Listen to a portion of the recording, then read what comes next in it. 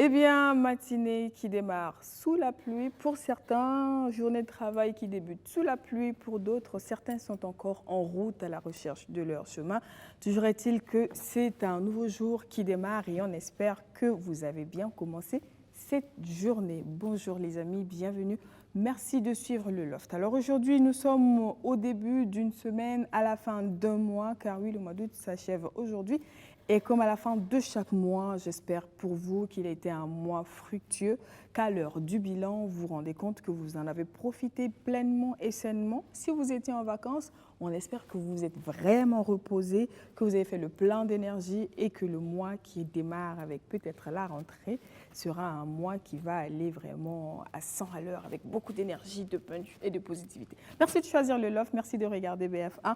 Alors aujourd'hui, nous avons décidé, comme c'est le premier jour de la semaine, de s'attaquer à un sujet qui nous intéresse tous parce que nous sommes tous passés par là, ou plutôt il a fallu que l'on passe par là pour exister.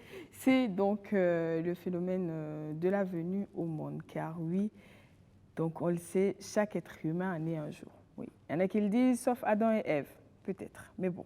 On sait qu'il faut passer par une mère qui donne la vie pour être sur Terre. Et justement, la venue de l'enfant est un événement très important et très essentiel dans la vie d'une femme. Il faut préparer la venue d'un nouvel être qui forcément occupera une place dans votre vie. Vous êtes un repère pour cette personne. Vous devez guider cette personne dans sa vie, dans sa construction, dans son développement, dans son avenir, pour qu'un jour, lui ou elle également puisse, selon que c'est une fille ou un garçon, transmettre à son tour la vie, éduquer et que le monde continue de se perpétuer, mais surtout de la meilleure des manières possibles. Alors, quand on a la nouvelle qu'on est enceinte, il va de soi que l'on commence à se préparer. Comment on se prépare à la venue d'un bébé dans sa vie, quand c'est la première fois, surtout? On en parle aujourd'hui et pour en parler, je reçois, j'ai envie de dire, des visages que beaucoup ont vus, genre c'est le premier visage que beaucoup ont vu sur cette terre. Oui, elles aident les femmes à donner la vie, elles accompagnent, elles assistent. Et c'est, quand on voit en tout cas les images de ce qu'elles font, c'est magnifique. En tout cas, j'aime bien à croire cela, elles nous le diront. Il s'agit aujourd'hui de parler avec Madame Ouattara, qui est sage-femme depuis 13 ans. Comment ça va? Ça va bien, merci. Alors, c'est un plaisir pour moi de vous accueillir ici. Est-ce que vous avez envie de dire un bonjour particulier à quelqu'un aujourd'hui? Bon. Tout d'abord, dire merci à la radio-télévision BF1. Et encore dire merci pour l'invitation ce jour. Et particulièrement, un bonjour chaleureux à toutes nos patientes que nous suivons tous les jours. En tout cas, un bonjour chaleureux et la bienvenue aujourd'hui, parce qu'il fait un peu frais dehors. Oui. Donc, on a besoin de chaleur comme ça. Et juste à côté de Madame Ouattara, nous avons en face de moi Madame Savadogo, également sage-femme, depuis 15 ans. Oui. D'accord. Est-ce qu'on a un bonjour particulier à dire à quelqu'un? Oui, bonjour à la télé BF1 qui nous accueille ce jour. Et bonjour également à la présentatrice que j'aime bien et que j'ai eu la chance de rencontrer aujourd'hui. Ah, c'est gentil. Et vraiment dire bonjour aussi à nos différentes femmes que l'on suit et à nos collègues. D'accord. Alors moi j'ai envie de savoir pour chacune d'entre vous, pourquoi vous avez choisi d'être sage-femme, Madame Ouattara?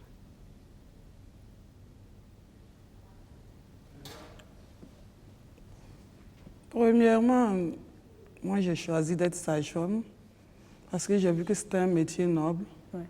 Voilà, noble dans ce sens que vous aidez quelqu'un à donner la vie. Et donner la vie vraiment, c'est quelque chose de particulier.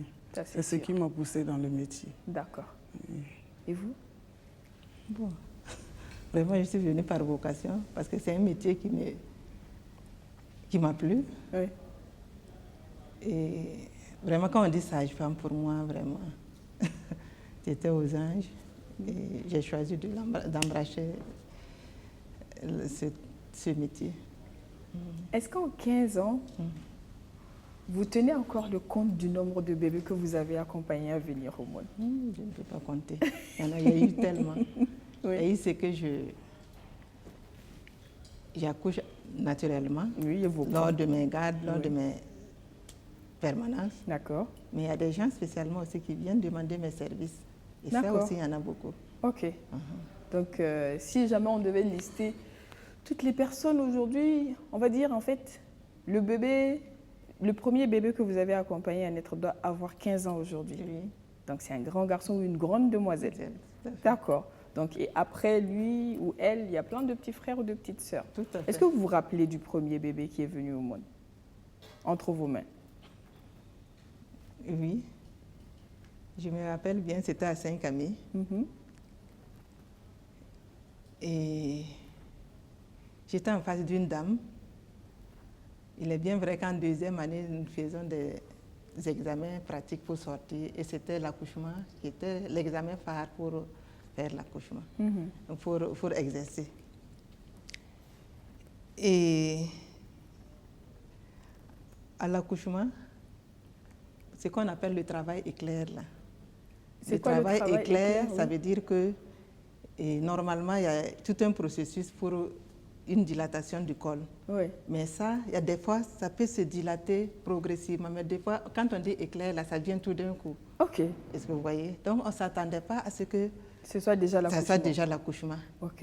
Mais j'étais plus ou moins prête. Et voilà la tête qui est là. Ok. J'ai crié haut et fort. Mon assistante qui était là a dit que non, il n'y a pas de problème, c'est la tête, il faut l'attraper. Et il l'a attrapé. En fait, donc c'est la sage-femme qui crie. C'est la sage-femme qui crie parce que c'était ma première expérience. Oui. Et en tout cas, j'ai crié. D'accord. Et ça y est, là, j'ai pris, c'était une joie pour moi. Joie pour la maman. Ah, j'imagine. Voilà. Oh, c'était merveilleux, tout s'est bien passé. Une fille ou un garçon? Une fille. D'accord, ok. Et est-ce qu'après l'accouchement, vous accompagnez la mère au-delà? Parce que nous, qui sommes dehors, on a l'impression qu'après l'accouchement, c'est fini avec la sage-femme. Oui, l'accouchement se fait en 2 étapes. L'enfant est sorti. Il faut une délivrance qui est les annexes, le placenta. D'accord. Voilà, pour faire sortir ça. Surveiller la femme au moins 2 heures sur la table. D'accord. Avant de la faire sortir. Ok. Mais déjà, si le bébé sort, les parents sont contents. C'est une grande étape. C'est une grande étape. Oui. Mais il y a une autre grande étape qui reste, telle que la sortie du placenta. Ça, si ça ne sort pas, la femme n'est pas encore délivrée. En fait, quand on dit que la femme a été délivrée, ce n'est pas la sortie du bébé. Et seulement, non. C'est quand le placenta également sort sans complication. Voilà, sans complication, avec tous ses annexes. Et donc, il y a d'autres annexes. Il y a des annexes. Au niveau du placenta, il y a des annexes. Oui. Si une seule membrane reste au sein de l'utérus de la femme, ça peut nous causer des problèmes. Ok. Donc, quand on dit sortir complètement, ça veut dire quand le placenta sort, tu l'examines, tu es sûr que tout est sorti, les membranes sont sorties, les cotylédons qu'on appelle, c'est des termes techniques, mais c'est sûr, ça fait partie du placenta, tout est sorti. En ce moment, et voilà, on constate que l'utérus est en train de se remettre à sa place. On surveille 2 heures. C'est immédiat? Non, pas immédiatement. L'utérus ne commence pas à se remettre à sa place immédiatement. Non, si le placenta sort, ça commence à se contracter, se rétracter. D'accord. Donc, on sent une boule, on masse l'utérus pour se rendre compte que c'est la rétraction utérine. Wow. Voilà, mais ça, c'est une évolution, quoi. Oui, naturellement. Voilà. Ça a dû être une sacrée expérience. Est-ce que cette nuit-là, vous avez pu dormir? Non, mais ça a été... Si, j'ai pu dormir. Mais vraiment, ça a été vraiment une grande expérience pour moi. Et vraiment, ça m'a plu. Et en général, quand on finit, on se dit, franchement, c'est ce métier-là que j'ai envie de faire. Voilà. La femme est contente. Et quand il sort, les parents sont contents. Ils savent que, voilà, celle-là qui a sauvé notre fille. 2 vies. 2 vies sauvées. Voilà, 2 vies sauvées. Madame Ouattara? Bon, c'est le même ressenti, hein. Mais est-ce que vous vous rappelez du premier bébé que vous avez accouché? Tout à fait, c'est comme elle l'a dit tout de suite. C'était effectivement lors de moi pas lors de la phase de pratique de sortie, mais pendant les terrains de stage quand même. Oh, pendant le stage? Oui. D'accord. Sur les terrains de stage, on a eu quand même à faire des accouchements. Avant même le jour de l'examen de sortie. Parce que quand un bébé arrive, on ne peut pas lui dire « Attends, ce n'est pas encore le jour de l'examen ». Donc, C'était très émouvant, c'était très émouvant. Voilà, en ce moment, je faisais le stage au CME de Gouin. D'accord. Voilà. Et c'est là que j'ai eu l'occasion, la sage-femme m'a donné l'occasion de faire l'accouchement, de pratiquer pour qu'elle voie. Ok. Et c'est là que j'ai eu le premier bébé. D'accord. Et chez vous, c'était un travail éclair ou pas? La femme était déjà à dilatation complète. D'accord. Voilà, c'est une femme qui était rentrée bien avant. Ok. Mais à dilatation complète, on m'a demandé de faire l'accouchement. Ok. Et effectivement, j'ai suivi cet accouchement. Mais on n'a pas un peu peur, justement, quand on voit la tête sortir, de se dire que c'est un être vivant, en fait, qui sort d'un autre être vivant? Oui, puisque après avoir vu plusieurs accouchements, oui. Voilà. Bon, c'est vrai qu'en le faisant soi-même sur place, il y a quand même la peur au ventre. Mais la première fois qu'on voit un accouchement, comment on le vit? Pas qu'on accouche, mais quand on voit un accouchement. Parce que c'est autre chose d'accoucher que de voir une autre accoucher. Oui, quand on voit un accouchement pour la première fois, ce qui tique, c'est la sortie de la tête, bien sûr. On va se demander, mais on ne savait pas que cette tête pouvait passer par cette filière génitale. Voilà. Mais après ça, c'est fini. Hein? Ça devient de la routine. Ça vient.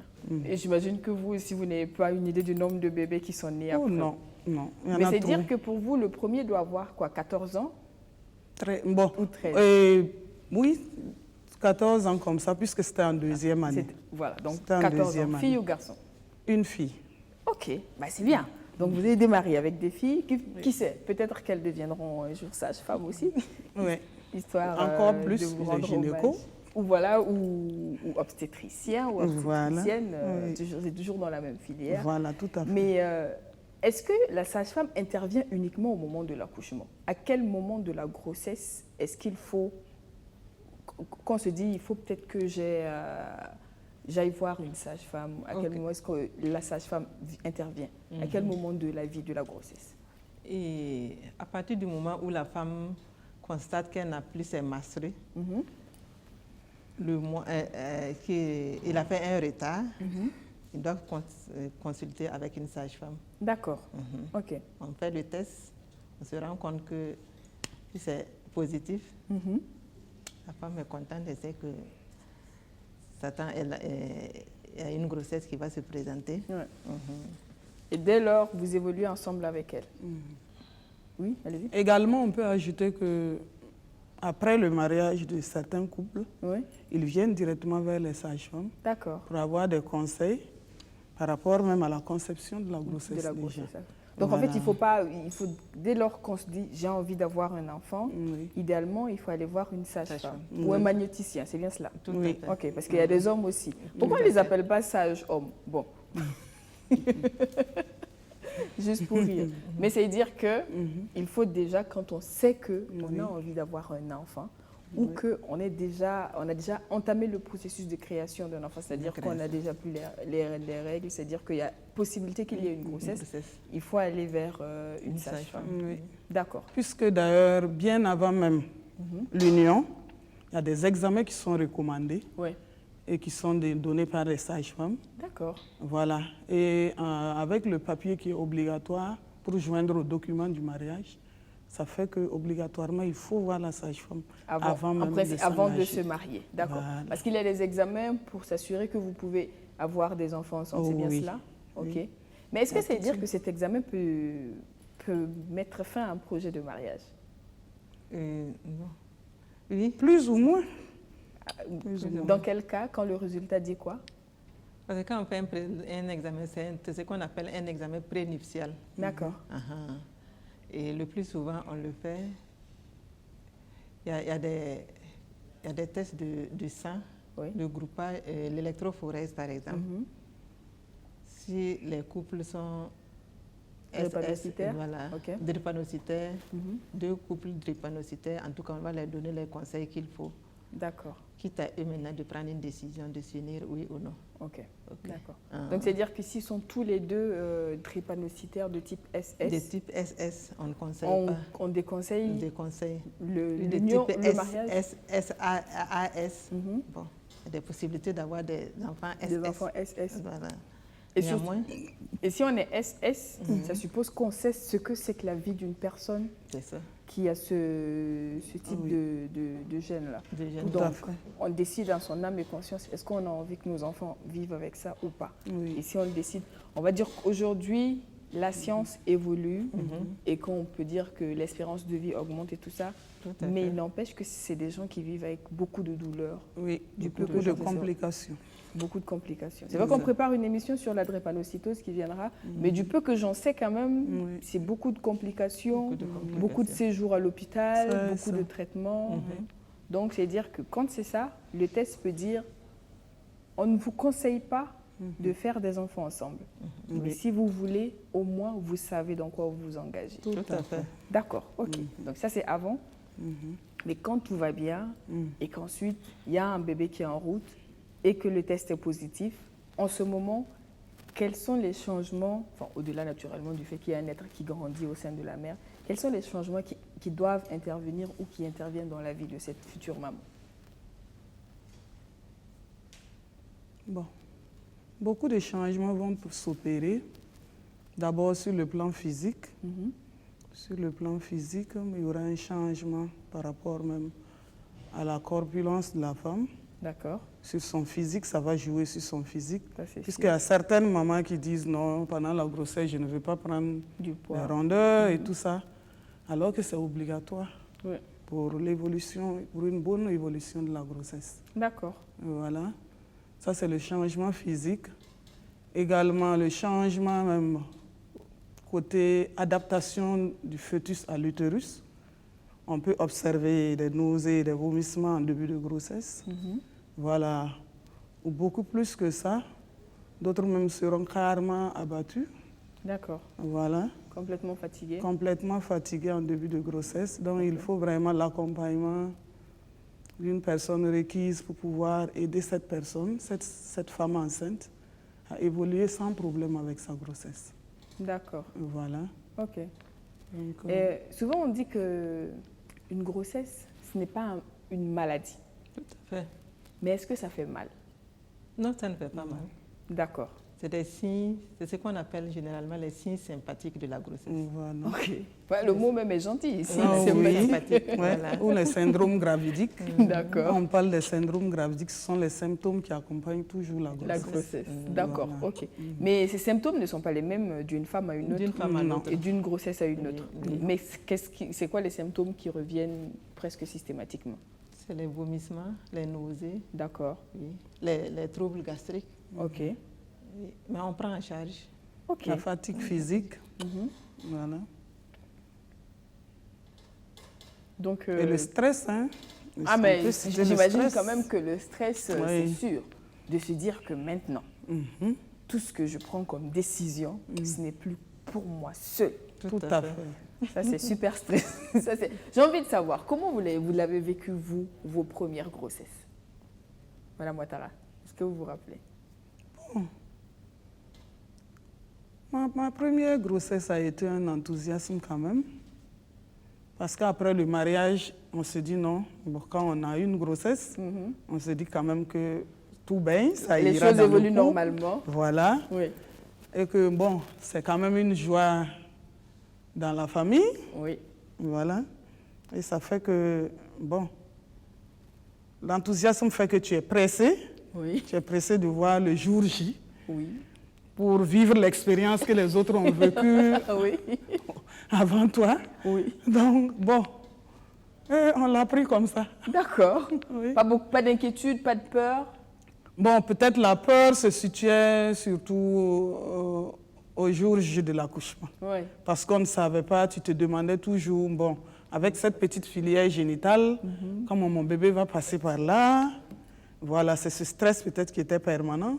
Sinon, en dehors de ça, on a vécu la grossesse dans la joie. Est-ce qu'il n'y a pas des choses qui surprennent dans son corps, souvent?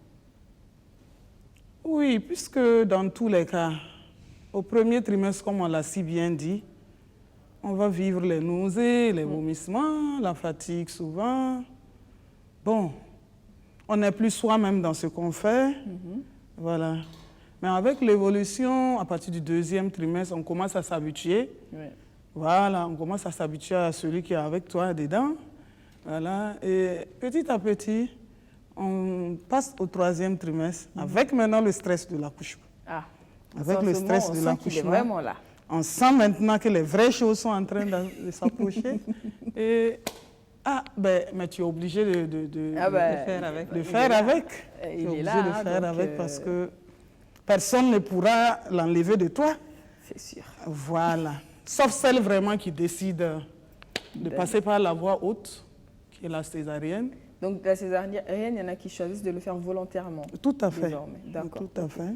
Avec Ok. tous les risques que ça peut entraîner. Ah bah, c'est sûr qu'une intervention chirurgicale reste une intervention Voilà. chirurgicale. Ouais. Madame Savador?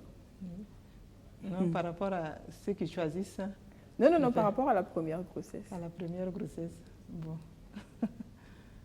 C'est comme elle a dit, c'est les mêmes signes.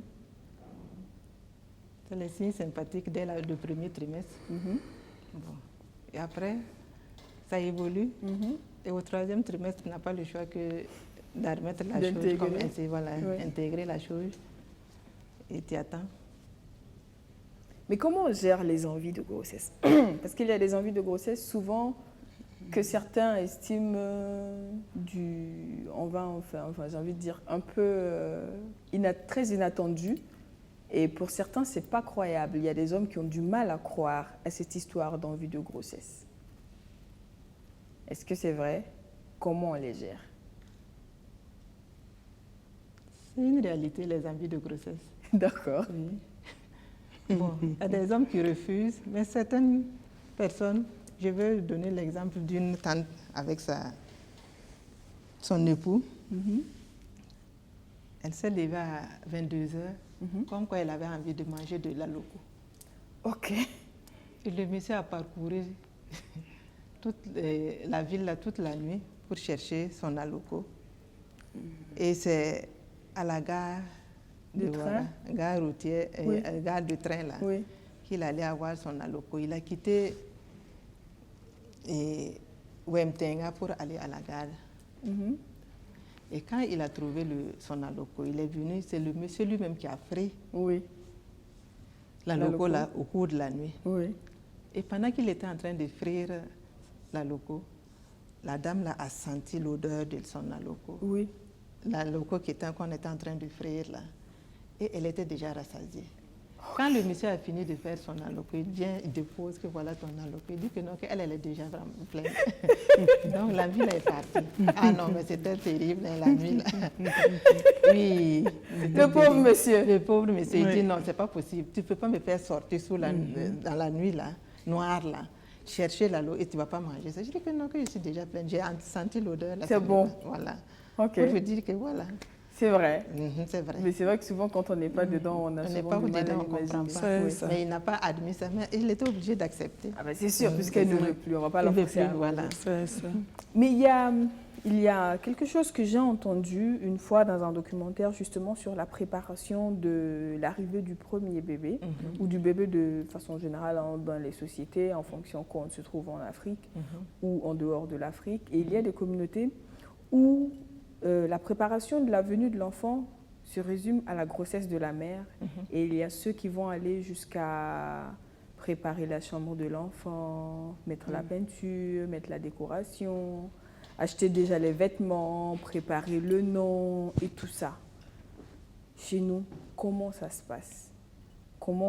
À quel moment on commence concrètement et physiquement à préparer la venue d'un enfant? Est-ce qu'on le fait ou pas? Chez nous, Comment ça se passe chez nous? Oui. chez nous, ça varie d'une culture à l'autre. hein. D'accord. Ça varie d'une ethnie à une autre ethnie. Sinon, chez les Mossi, en général, on dit de ne pas préparer trop. D'accord. Voilà. Et quand On dit a pas- juste quelques tenues Ok. et puis on attend. Dès que Ok. l'enfant va naître, on Le va reste acheter le viendra. berceau Ouais. parce qu'ils disent que ça ne présage pas bien. Ok. Donc, ils préfèrent attendre carrément la naissance. Mhm. Mais au niveau de la sage-femme, qui suit la femme, et à partir du 3e trimestre, tu peux le préparer psychologiquement, D'accord. et physiquement, Ok. les exercices Mhm. de relaxation, Ouais. les gestes qu'ils doivent poser, Ouais. les positions qu'elle doit prendre, parce qu'au moment de l'accouchement, il y a une position à prendre. D'accord. Voilà, Ok. il y a tout cela. Et même lui dire aussi comment il va faire, comment allaiter l'enfant. Quand l'enfant sera là.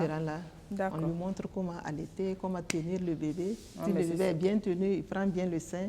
Mais s'il est mal tenu, il est fâché et il refuse de téter. Ah. Voilà, il y a tout ça. Ben, c'est vrai qu'il faut le savoir. Il faut le savoir. Donc, ce sont des enseignements qu'on donne à nos femmes, Oui. surtout les primipars. qui ne s'y Les connaissent primipars, celles qui attendent le premier bébé. Peut-être qu'ils attendent le premier bébé. Oui. Et voilà.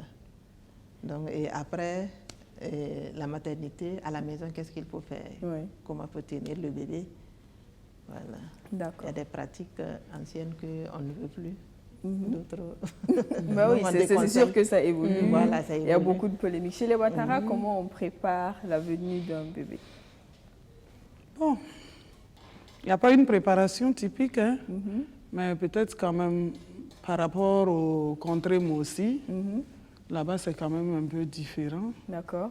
Voilà, parce qu'on se dit que toujours est-il qu'il faut toujours quand même avoir ne serait-ce qu'un petit habit pour le bébé à la sortie. Au moins qu'ils ne sortent pas et qu'il n'ait pas de vêtements. Voilà. D'accord. Voilà, mais sachez que dans toute la zone africaine et surtout au Burkina ici, ils ont les mêmes pensées hein, par rapport à la venue du bébé. Ok. On se dit toujours non, Faut on attendre ne peut qu'il pas soit là. dévancer l'iguane dans l'eau. Ok. Il faut attendre que le bébé sorte avant de faire ceci ou cela. Ok.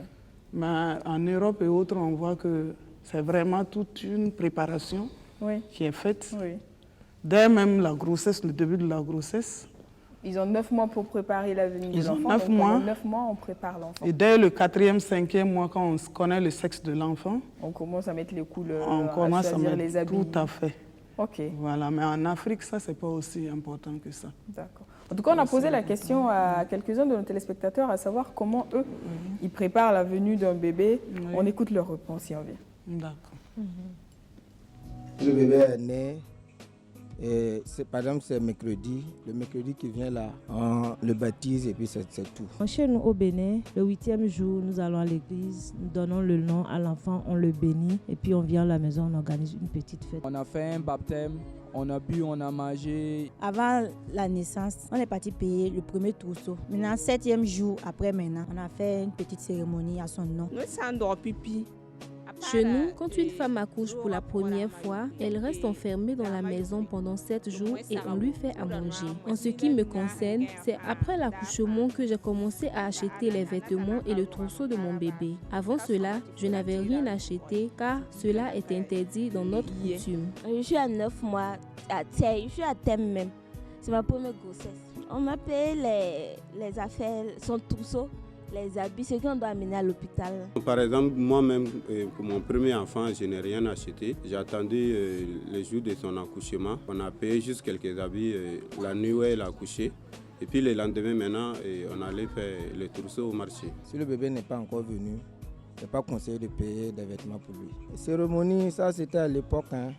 Nous, on ne fait pas de cérémonie. Pour le moment, je ne sais pas. Si ce n'est pas après l'accouchement, on va voir ce que la famille va faire comme cérémonie. C'est nous, le pays d'Agara. Bon, il y a des cérémonies à faire pour connaître son destin lié à quoi. Son destin peut lier à une de nos ancêtres. En fonction de ça, qu'on donne le nom qu'on veut. Là, si on connaît son destin, tous les enfants qui viennent, c'est le même destin qu'ils portent. Ben voilà, donc quand on pose la question en général, et ça revient à ce que je disais, quand on pose la question comment on se prépare la venue de l'enfant, vous l'aurez remarqué, la plupart des réponses, c'est à partir de la naissance de l'enfant. Parce qu'avant, ça se passe plus avec la future mère, c'est elle qui gère. Mais pour les autres qui regardent, c'est à partir de la naissance que quelque chose est fait. Soit celle qui doit attendre une semaine, soit 8 jours pour le baptême et autres. Mais vous le disiez tantôt, une fois que c'est déclaré, surtout à partir du 4e mois, vous commencez à apprendre un certain nombre de choses à la future mère. Parmi ces choses-là, on a parlé tantôt elle disait avant, il y a des femmes qui n'ont pas forcément envie de prendre beaucoup de poids pendant la grossesse. Mais est-ce que pendant la grossesse, il y a un régime alimentaire qui est conseillé ou déconseillé? Est-ce qu'il y a des choses qu'il faut sortir de son alimentation ou plutôt intégrer dans son alimentation pour le bien du bébé? Oui, pendant la grossesse, il y a un apport supplémentaire quand même qui est demandé. D'accord. Au niveau de l'organisme.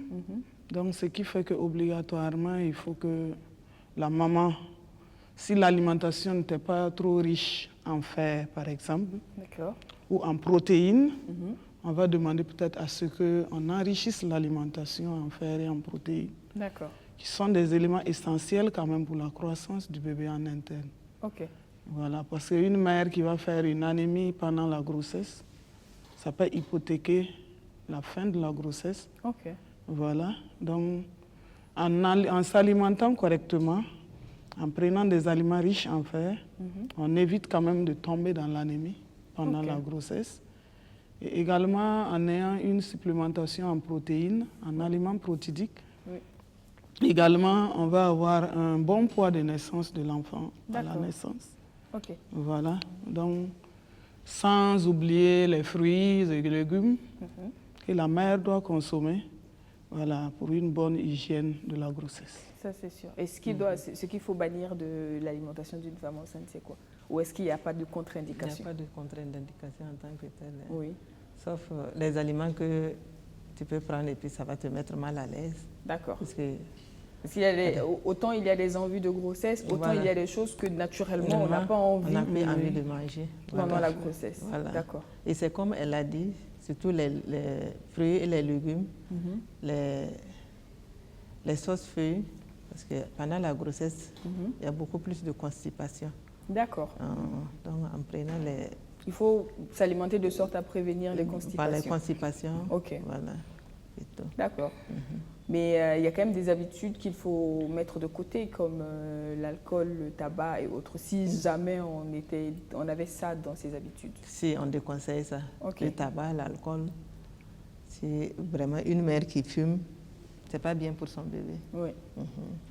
Maman qui chique le tabac aussi, c'est pas très bien pour son bébé. D'accord. Et la cola, pareil ou pas? Pareil aussi.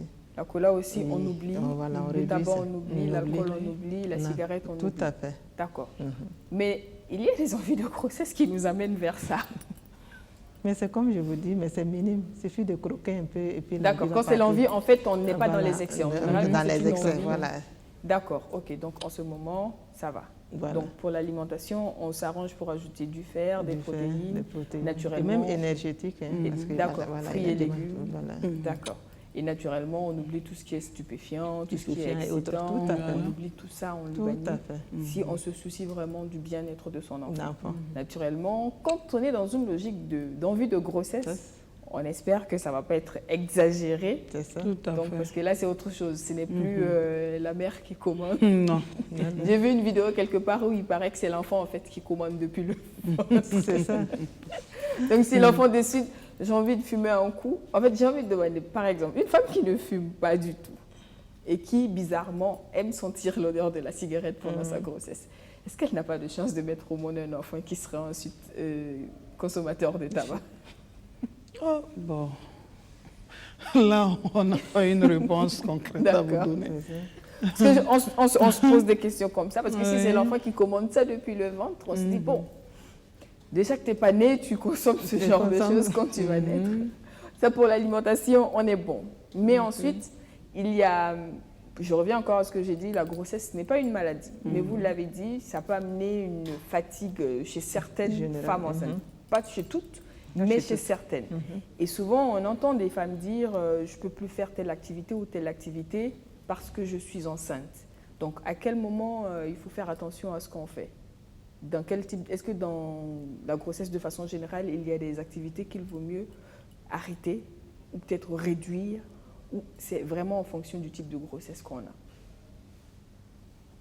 Bon. En début de grossesse, par exemple, avec l'embryogenèse qui se passe, obligatoirement, il faut que la femme cesse certaines de ses activités qui peuvent compromettre la grossesse, en fait. D'accord. Voilà. Il y a des activités, par exemple, qu'elle peut mener sans que la grossesse ne soit dérangée. Comme il y a des activités également qui peuvent entraver la bonne marche de la grossesse. D'accord. Voilà. Parce que il y a certaines femmes quand même qui ont des cols fragiles. Ok. Voilà, chez qui en début de grossesse, on leur dit non, tu ne fais plus rien, jusqu'à ce que la grossesse s'installe bien. Voilà.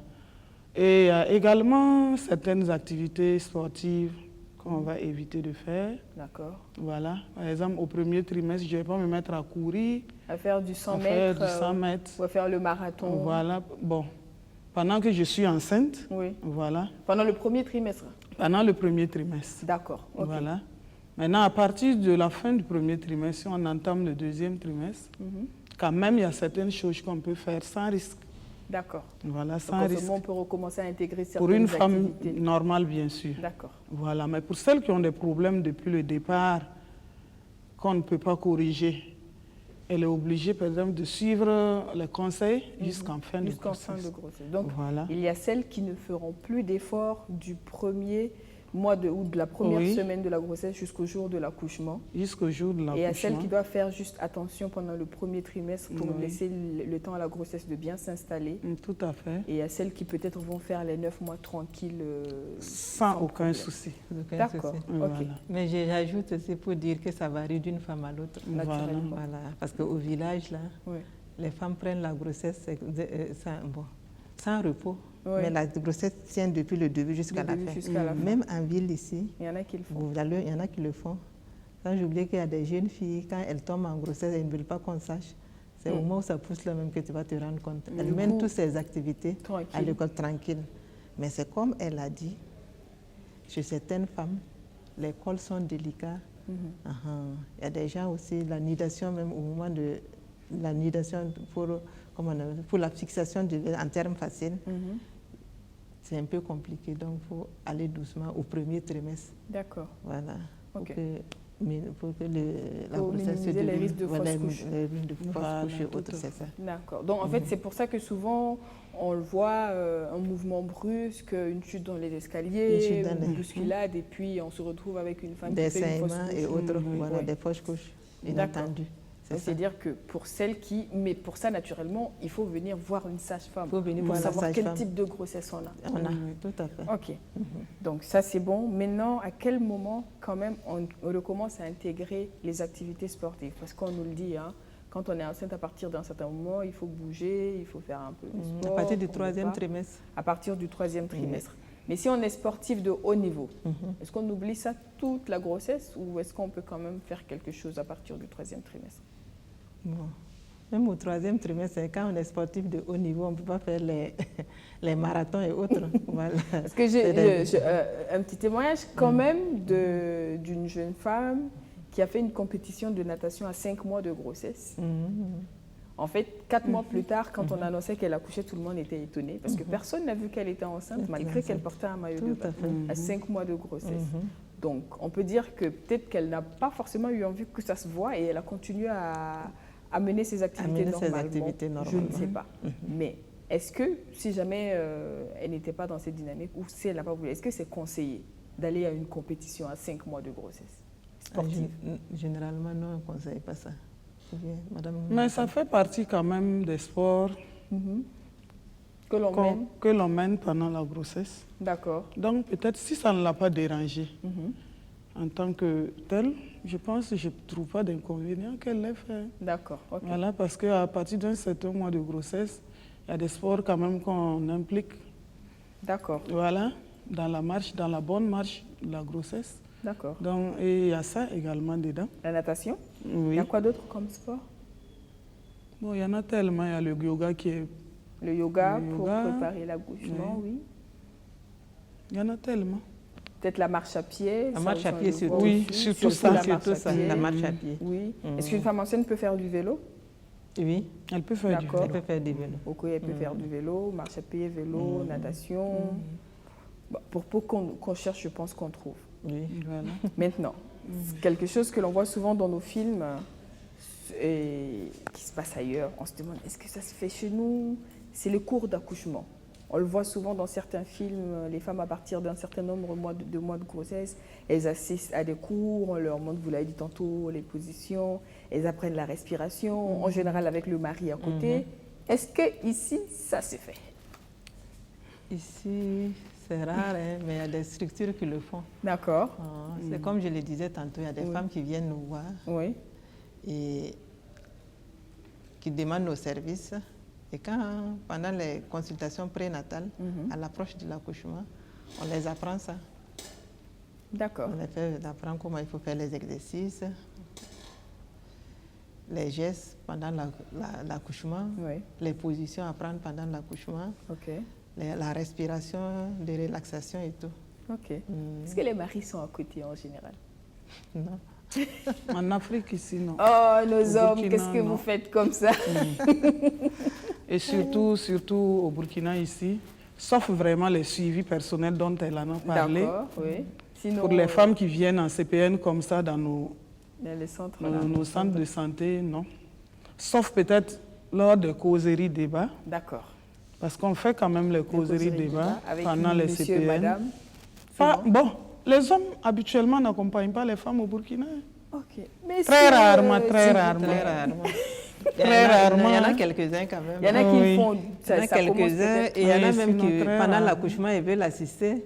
Mais c'est permis ici ou pas? C'est permis si on a des box uniquement pour la femme individuelle. Voilà. Mais maintenant, comme on n'a pas ce luxe-là ici, dans nos grands centres, c'est sûr peut-être minimum 2 tables. Voilà. Donc, pendant qu'il y a dans ta femme, il peut y avoir une autre femme à côté, donc c'est un peu compliqué pour que tu rentres. Ça, c'est sûr. Non, il y en a vraiment qui sont bien, mais ils sont ça se compte au bout des doigts, les hommes qui acceptent d'accompagner jusqu'au bout. C'est vraiment mignon. Wow. Mais est-ce que vous pensez que les hommes peuvent supporter d'assister à l'accouchement? Il y en a qui supportent. Oui, d'autres supportent. Il y en a qui supportent. D'accord. Il y en a qui supportent. Parce qu'il y en a quand le mari est de la santé. Oui. Ouais, si lui, il a l'habitude de voir. Parce qu'on en voit souvent des hommes qui accompagnent leur femme à l'accouchement, sauf qu'ensuite, il y a 2 personnes à prendre en charge parce qu'après avoir vu l'enfant sortir, il s'évanouit. Moi, j'ai vécu l'expérience en tout cas. D'accord, ok. Oui, avec le mari à côté. Ok. Voilà, parce que la femme était incomplète, on a tout fait pour qu'elle pousse. Ok. Elle refusait. Ok. On a fait rentrer la belle-mère qui n'a pas pu. Bon, en fin de compte, on s'est dit pourquoi pas le mari. Son mari, d'accord. Voilà. Comme c'était en privé, en tout cas, on a fait rentrer le mari. D'accord. Voilà. Et effectivement, avec les petites caresses, avec les encouragements, tout s'est bien passé. Ok. Mais le mari n'a même pas eu de problème. Ok, tranquille. Donc, c'est bien. Oui, c'était vraiment formidable. C'est sûr que quand on l'a vécu, on se rend compte de la magie de la chose. Tout à fait. Et on respecte mieux encore sa femme. Ça, c'est sûr. Oui. En fait, imaginer, c'est une chose, le vivre, c'est une autre chose. Oui. On se rend vraiment compte de ce par quoi elle passe et en fait, de la magie de l'instant. Parce que c'est quand même inimaginable. Hein? Oui, tout comme je l'ai dit, c'est un être vivant qui sort d'un autre être vivant. Oui. Et je pense qu'après ça, il a eu à inscrire cette dernière à l'école de santé. Ah, oui. Ok. Et elle est sage-femme aujourd'hui ou infirmière? Elle est sage-femme aujourd'hui. D'accord. Elle est à Bobo. Elle a été c'est bien. On ne sait pas si elle nous regarde, mais si jamais, peut-être qu'elle se reconnaîtra et on lui fait un coucou. Tout à fait. Donc, c'est dire que, quand même, cette épreuve de passer à l'accouchement se prépare. Se prépare, tout à fait. À moins qu'on soit peut-être dans une situation où on n'a pas forcément la possibilité, comme vous l'avez dit, peut-être dans les villages, où elles n'ont pas forcément la possibilité d'aller immédiatement dans un centre de santé, ou souvent c'est quand le travail se déclenche qu'on a besoin de l'amener. Mais est-ce que même là, souvent les belles-mères ne préparent pas la première part à cette épreuve de l'accouchement? Est-ce que vous en savez quelque chose? Bon, habituellement dans nos contrées, c'est surtout les tisanes que les belles-mères utilisent le jour J même du travail pour donner aux femmes. Voilà, parce qu'une fois sur la table d'accouchement, d'autres peuvent vous dire non, il peut y avoir ce que nous on appelle une hypercinésie, ça veut dire des contractions exagérées lors de l'accouchement. D'accord. Voilà, ce qui nous amène souvent à poser des questions.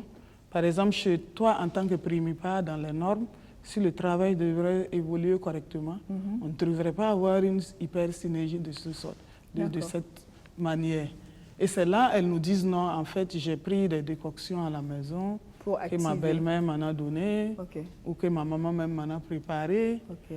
Voilà, mais nous les déconseillons toujours de ne pas le faire. Ok. Parce qu'on ne sait pas jusqu'à quel degré Ça peut entraîner des ruptures utérines. Ok. Voilà. Et c'est quoi une rupture utérine? La rupture utérine, c'est un relâchement de l'utérus lors de l'accouchement, si on peut le dire de façon ramassée. Oui. Rompre. Voilà, l'utérus doit se rompre, Français. voilà, pendant le Français travail. facile. Et en ce moment, elle pourra accoucher ou pas? Non, ça finit toujours par la césarienne. Césarienne. Une laparose. Waouh. Ça fait peur quand même. Ça fait quand même peur. Sinon, oui, allez-y. Je voudrais ajouter, quand vous dites que les belles-mères les préparent, là, c'est quand il y a une belle-mère qui veut vraiment t'apporter de l'aide. Oui. Il y en a d'autres qui ont des belles-mères qui ne vont pas les apporter de l'aide. D'autres même n'en ont pas. Oui, c'est vrai. Mais par contre, il y a des chefs de quartier. Oui. J'ai vécu l'expérience moi-même. Et dans une région là, dont je ne vais pas citer le nom, et il y a un quartier dont toutes les sages-femmes avaient ciblé vraiment le quartier là. D'accord. Si dans ce quartier là, une femme est enceinte et qu'on dit que la femme là vient de ce secteur là, si tu ne te dépêches pas, tu risques d'accueillir le bébé là à l'entrée de la salle d'accouchement. Ok. Parce qu'il paraît que oui, quand la femme est enceinte et qu'elle a presque à terme, le chef du village prépare des décoctions ou je ne sais quoi pour celle qui doit accoucher. D'accord. Et maintenant, quand elle dit, dès qu'elle dit qu'elle ressent les douleurs, on lui donne la tisane à prendre. Et elle arrive, elle ne fait même pas 1 minute, elle accouche. Elle accouche. Est-ce que vous voyez? D'accord. Bon, bien. Ça, maintenant, c'est un quartier qui a son organisation. Hein? Ça, c'est le chef du quartier qui a son organisation. Ok. Ça se passe bien des fois, mais des fois aussi, ça peut ne pas bien se passer. Ok. D'où on déconseille ces pratiques-là. Ok. Parce que si l'enfant est bien présenté, ça va sortir. Et si l'enfant est mal présenté, puisqu'en ce moment, l'utérus veut se délivrer forcément de voilà. sortir, oui. Et comme elle l'a dit tantôt, Oui. si la présentation n'est pas favorable à l'accouchement par voie basse, Oui. c'est la rupture de l'utérus, comme on le dit souvent. D'accord. Et c'est pas bien. La rupture de l'utérus, ça fait tellement peur que j'ai envie de savoir, est-ce qu'après une rupture utérine, on peut encore avoir des enfants? Si, on peut encore avoir des enfants. Mais quand même, mais est-ce que ce n'est pas des grossesses à risque après? C'est des grossesses à risque. D'accord, donc il vaut mieux éviter pour mieux continuer éviter à vivre la rupture utérine. Oui. D'accord. Parce que quand ça se passe généralement, l'enfant ne survit pas. Ok. L'enfant se trouve dans l'abdomen, des fois. Okay. Donc c'est un peu compliqué. Ça peut balancer vers une complication également de l'hystérectomie. Hein. D'accord. Si toutefois on n'arrive pas à... Une autre complication. Une autre complication qui peut survenir après une rupture utérine. Si on n'arrive pas à contenir l'hémorragie, ça peut amener à sauter l'utérus carrément. C'est ce qu'on appelle une hystérectomie. Et en ce moment, c'est définitif. Hein. Donc, plus d'enfants parce qu'il n'y a plus d'utérus. Wow. Ok. Donc, c'est dire quand même qu'il faut faire très attention à ce que l'on fait et à ce que l'on consomme quand on attend un enfant, parce que ça peut avoir des conséquences énormes. Voilà. Au moment, en fait, la grossesse peut très bien se passer, et au moment de l'accouchement, on ne maîtrise plus rien. À cause de peut-être un seul élément qui a été intégré, qui ne devait pas être là à un moment donné de la grossesse. Tout à fait. Okay. Donc, demandez toujours conseil auprès des agents de santé. D'accord. Voilà. Maintenant, pour ce qui est de la césarienne, c'est vrai qu'on a dit tantôt qu'il y en a qui choisissent volontairement de passer par la césarienne. Mais en temps normal, à quel moment on décide qu'une femme doit accoucher par césarienne? En dehors de celles qui le choisissent volontairement, à quel moment, vous, en tant que sage-femme, vous décidez que c'est préférable qu'elle accouche par césarienne? Premièrement, quand la présentation n'est pas bonne. D'accord. Voilà. Pour une femme à terme qui présente une présentation transversale. Transversale, c'est-à-dire ça veut dire que le bébé est positionné de façon transverse dans l'utérus. D'accord. Voilà. Genre il est couché comme s'il était sur un lit. Voilà, c'est ça. Voilà. Obligatoirement, il faudra passer par la césarienne. D'accord. Voilà. Et si elle fait, par exemple, 2 bébés comme ça, ça veut dire que le reste de ces accouchements seront par césarienne. D'accord. Voilà. Parce que normalement, oui. quand l'enfant est à terme à la dernière semaine, normalement, il se présente par la tête. Oui. Pour que ça soit simple. Pour une bonne présentation. Mais si l'enfant se présente de façon transversale, oui. On le dit souvent, présentation par le siège, je ne sais pas ce que c'est. Oui, pour la présentation du siège, ça veut dire que l'enfant vient par les fesses. OK. Ou à moitié par les pieds. OK. Voilà. OK. Donc, il y a le siège complet, ça c'est les fesses. Les fesses, oui. Et le siège décomplété dont il vient par les pieds. OK. Voilà. Mais ce sont des accouchements qu'on peut souvent réaliser par voie basse.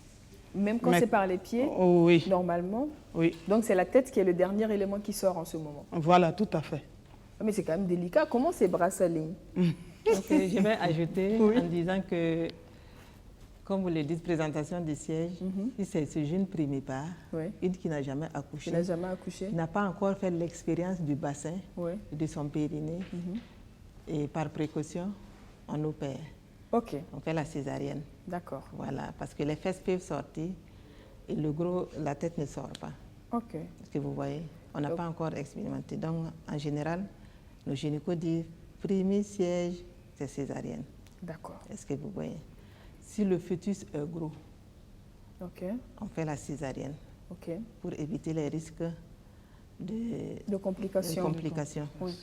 Et si la maman a un bassin rétréci à l'examen, on se rend compte que le bassin, l'enfant ne peut pas passer par la voie basse, il y a la césarienne à faire. D'accord. Il y a certaines pathologies aussi, les hypertensions, les femmes diabétiques, les cardiopathes également. D'accord. En ce moment, direct, césarienne. Pour ne pas prendre de risques, qu'elle perde de force au moment, parce que il faut qu'elle pousse pour faire sortir l'enfant. C'est ça. Et si elle n'en a pas la force, franchement, ça peut se terminer de la pire des manières. Au lieu les hypertendus au moment de l'accouchement, puisqu'il y a des efforts à fournir davantage. Donc, on peut avoir la tension artérielle peut exploser. Être encore plus élevée. Ça va compliquer les choses. D'accord. Donc, mais à quel moment, j'ai envie de remonter à la grossesse, on parle d'échographie pour la première fois? Pour la première fois? Oui. OK. On parle d'échographie au premier trimestre.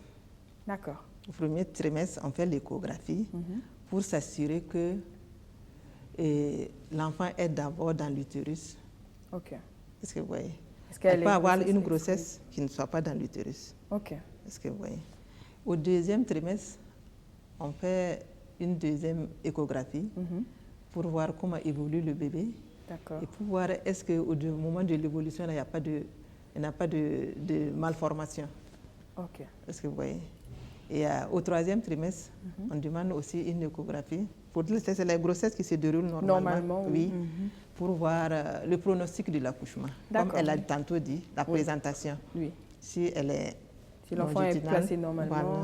Voilà, c'est la couche par voie basse. Mais si elle n'est pas, le bébé est mal placé comme horizontalement, là, il faut passer par la césarienne. D'accord, OK.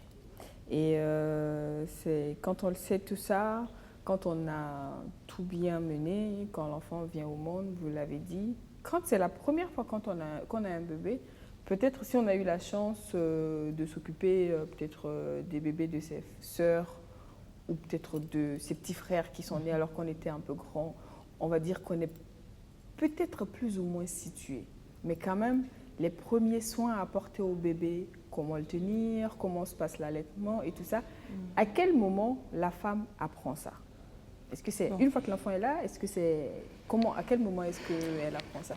Lors des CPN, des consultations prénatales, voilà, on donne quand même, à travers les causeries débats que nous faisons avec les femmes, on les montre quand même les bonnes manières à faire pendant tout le déroulement de la grossesse.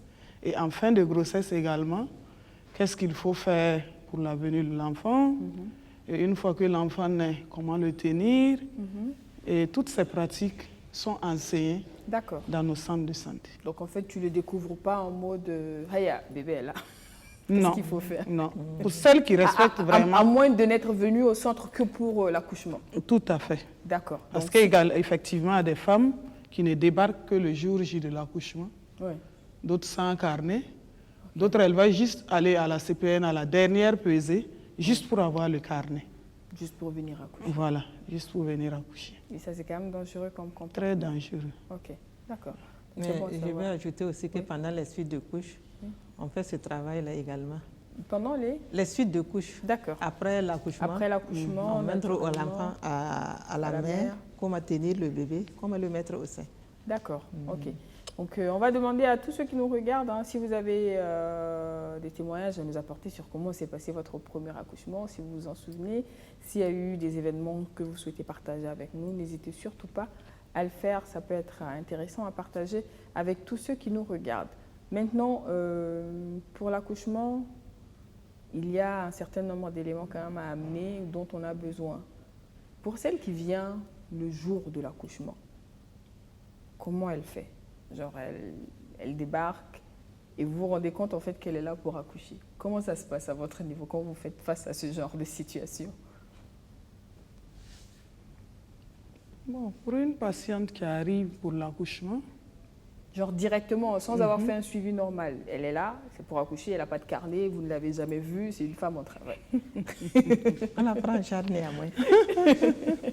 Elle est prise en charge, même si on va s'embêter sur elle. C'est clair. Elle est quand même prise en charge. D'accord. Voilà. Mais comment ça se passe quand même? Parce que c'est une pression supplémentaire qu'on dépose sur vos épaules. Oui. Comment vous gérez ça? Parce que vous ne savez pas comment la grossesse s'est passée, vous ne savez pas si l'enfant se porte bien ou pas, vous ne connaissez pas forcément l'état de santé de la mère, mais elle accouche, elle est là, vous êtes une sage-femme. Comment vous gérez? Bon, on est obligé de gérer l'urgence d'abord. D'accord. On sera obligé de gérer l'urgence en l'examinant bien sûr. Si c'est dans un centre où il y a la possibilité de faire le minimum de bilan, on le fait sur place. Ok. Voilà, dans les centres où ce n'est pas possible, on va juste gérer son travail, gérer son accouchement. D'accord. Et à la fin maintenant du travail bien fait, si le bébé est là, on va essayer de voir comment ça se passe. D'accord. Pour la suite. Et ensuite, on va lui dire, ne refais plus ça. Tout à fait. Est-ce que vous avez déjà eu un cas comme ça, Madame Savadogo? Si, très fréquemment. Comment ça s'est passé? Bon, comme elle a dit, si on est dans un centre, on peut faire les examens, on fait les examens. Et je vous dis que des fois, il y a des femmes même qui viennent sans paille. Sans paille? Sans paille pour accueillir le bébé. Okay. Donc, on est obligé de prendre nos pailles qu'on amène des fois à la garde là, pour venir au secours. Donc, on imagine quand même. On imagine tous. Donc, toi-même, tu prends ton propre pain et puis tu accueilles le bébé avec. Voilà. Et après, bon, la suite. Alors, donc, je vois juste devant moi une question qui vient d'arriver d'un téléspectateur qui aimerait savoir... Bon, je ne sais pas si j'ai le droit de lire la question comme ça, mais on va se comprendre. Alors, Mathias Canet voudrait savoir si c'est possible d'avoir des relations intimes pendant la grossesse. Est-ce qu'il y a des avantages ou des inconvénients? Tout à fait. C'est possible. C'est possible. Il y en a qui disent que c'est conseillé. C'est conseillé. C'est quoi les avantages? Oh. Ouais, parce que s'il pose la question comme ça, c'est... En tout cas, c'est qu'il n'y a pas une contre-indication. Rapport sexuel et puis grossesse, non, il n'y a pas de contre-indication. Bon. Certaines femmes disent que c'est pendant la grossesse que la libido augmente. D'accord. Et également, on peut ajouter que moi, je pense que ça crée beaucoup plus d'intimité entre les deux parents. Okay. Et même une affectivité vis-à-vis du bébé qui est dedans encore. D'accord. Je pense. D'accord, il n'y a pas de souci. Alors, Youssouf Soma aimerait savoir pourquoi il y a de plus en plus de jeunes filles qui demandent l'assistance du mari pendant l'accouchement. Est-ce que, parce qu'il, je suppose qu'il l'a remarqué, il dit qu'aujourd'hui, on remarque que beaucoup de filles ont tendance à préférer l'assistance, non plutôt des hommes pour leur accouchement. Il y en a qui préfèrent que la personne qui les accompagne pour l'accouchement soit un homme plutôt qu'une femme. Est-ce que vous avez déjà eu affaire à une femme qui accouche et qui dit préférer avoir affaire à un homme? Est-ce que ça vous est déjà arrivé à toutes les deux? Oui. D'accord. Oui. Et est-ce que vous savez pourquoi? Bon, parce qu'elle trouve qu'entre nous femmes, on crie sur elle. Ok. Voilà. Donc d'autres préfèrent que ce soit les hommes, les magnéticiens qui les assistent. Bon, mais en réalité, c'est la même chose. Bah, puisque c'est la même formation. Voilà. Alors, Karim, la 8e merveille, aimerait bien savoir quel rôle donc l'homme doit jouer pendant cette période pour accompagner sa femme. Voilà, la deuxième question, on a déjà répondu à ça. Est-ce que c'est conseillé de faire l'amour avec elle? Il n'y a pas donc de contre-indication. Mais au-delà de ça, comment l'homme peut accompagner sa femme pendant sa première grossesse? Enfin, pendant toutes les grossesses, hein, mais la première en se disant que c'est la première grossesse pour tous les deux. Oui. Lui, il ne comprend pas forcément. La femme a besoin d'assistance psychologique. Psychologiquement, voilà, oui. Elle a besoin d'être vraiment choyée. Elle a besoin d'être vraiment au centre d'intérêt même du monsieur. Il ne faut pas que... Ben, c'est sûr qu'il faut qu'ils comprennent surtout. Beaucoup plus d'affection. D'accompagnement et tout. Voilà. Qu'ils soient disposés à se lever à 2 h du matin pour aller chercher de la loco. De la loco, oui, tout à fait. C'est important parce qu'elle ne va pas pouvoir se lever elle-même et le faire. C'est juste. D'accord. En tout cas, à accepter les caprices de cette dernière. D'accord. Jusqu'à la fin. Parce qu'elle ne fait pas exprès. Oui. Elle ne fait pas exprès. Même s'il y en a qui prétendent qu'elles le font exprès pour se venger. Enfin, je ne sais pas pourquoi, mais bon. Et également, est-ce que, non, logiquement, il ne devrait pas les accompagner pour les cours de préparation? Tout à fait. Normalement, les hommes devraient les accompagner. Même au moment de la consultation prénatale, elles ont besoin d'être accompagnées. D'accord. Voilà. Donc, être présent à chaque étape de l'évolution de la grossesse et de la préparation du futur bébé. Il faut que l'homme soit là, présent, à côté. D'accord. Alors, Ben Carter, qui nous regarde depuis Banfoura, secteur 7, pense que pour la venue du nouveau-né, tout doit être mis en place pour l'accouchement pour éviter les accidents de travail. Je ne sais pas très bien ce qu'il entend par tout doit être mis en place pour l'accouchement, mais est-ce que chez vous, il y a un certain nombre d'éléments indispensables pour une femme qui est prête à son accouchement? Genre, on peut prédire à peu près à quel moment l'enfant viendra. Disons qu'à 1 semaine de la date prédite, qu'est-ce qu'elle doit avoir? Comment elle doit être... qu'est-ce qu'elle doit avoir pour être sûre que tout se passera bien? On ne peut pas être sûr à 100%, mais comment elle doit s'équiper? Qu'est-ce qu'elle doit préparer? Qu'est-ce qu'elle doit avoir sous la main pour au moins être sûre que... Pour la préparation à l'accouchement proprement dite, je pense qu'à la dernière pesée, pour les femmes qui sont bien suivies, on leur montre quand même ce qu'il faut. Ouais. Et dans ce qu'il faut, habituellement, nous disons de chercher un sac, voilà, avec lequel elle mettra quand même quelques pailles. Voilà, si possible, avoir des alaises qu'on va utiliser. C'est comme genre des sachets qu'il faut utiliser pour mettre sur la table d'accouchement. D'accord. Pour prévenir certaines maladies. C'est vrai que nos tables sont nettoyées permanemment. Mais on ne sait jamais, voilà, on n'est jamais trop prudent. Une hygiène personnelle quand même ne dérangera rien. Prévoir des couches. Oui. Des couches pour la mère et pour le maternité. Oui, des couches de maternité. D'accord. Pour la mère et le nouveau-né. Oui. Prévoir quand même une layette pour le bébé dans ce sac, bien sûr. Et également prévoir qu'il y ait quand même quelqu'un qu'elle choisisse pour l'accompagner le jour du jour J. Voilà. Il y en a qui choisissent d'accoucher à la maison. C'est conseillé ou c'est déconseillé? L'assistance médicale, c'est déconseillé. Mais avec assistance. Supposons que vous, je raconte n'importe quoi, hein. Moi je décide que j'ai envie que Mme Ouattara et Mme Sawadogo viennent m'assister pour mon accouchement, mais je veux le faire chez moi, à la maison. Est-ce que c'est possible? Est-ce que c'est conseillé? De nos jours, les textes le permettent, mais on ne sait pas au Burkina si c'est en application. Mais les textes au Burkina permettent à une femme qui a toutes les dispositions chez elle et l'accompagnement nécessaire d'accoucher depuis sa maison. C'est ça, on dit au Burkina. Au Burkina, vous ne savez pas. On n'a pas trop une grande idée. D'accord, ok. Voilà. Bon, on dit cela parce que l'accouchement, on ne peut pas prévoir ce qui peut arriver à l'accouchement à tout moment. Tu peux dire que tout va bien se passer et à la dernière minute, un événement vous surprend. Alors que si c'est dans un centre de santé, la prise en charge tout ça. Donc, c'est toujours mieux d'être là où tout est sur place. Là où tout est sur place. En cas de complications. En cas de complications, pour qu'on puisse s'en sortir. D'accord. Mais il y a celles qui accouchent involontairement à la maison. Le cas de travail est clair dont vous parlez. Donc, en ce moment, quand ça se passe, qu'est-ce que le mari ou tous ceux qui sont à côté devraient faire? Pour une femme, dès qu'elle commence le travail... Non, ils amènent, quand elle accouche à la maison ou bien l'enfant est déjà engagé. Ou bien en taxi. Il y a des femmes aussi qui accouchent dans le taxi. Dans le taxi, le temps d'arriver à la maternité, elle a accouché. Ok. On va chercher la femme. Ok. Prendre le bébé.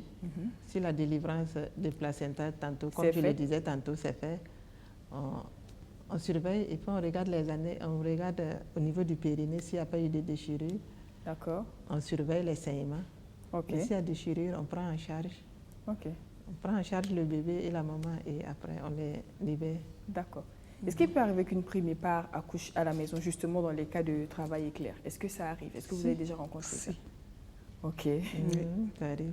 J'imagine quand même ce que ça doit être de se dire qu'on a accouché toute seule, sans assistance. Mais il arrive aussi souvent qu'on ne soit pas forcément, ça c'est vraiment la dernière question que je pose, qu'on ne soit pas forcément que ce ne soit pas un travail éclair, mais qu'on se retrouve pour une raison ou pour une autre coincé dans un endroit et on ne peut pas arriver au centre de santé en ce moment. Qu'est-ce que la personne qui est à côté de la femme qui accouche doit faire?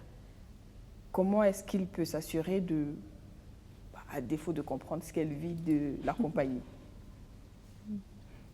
Bon, ça arrive.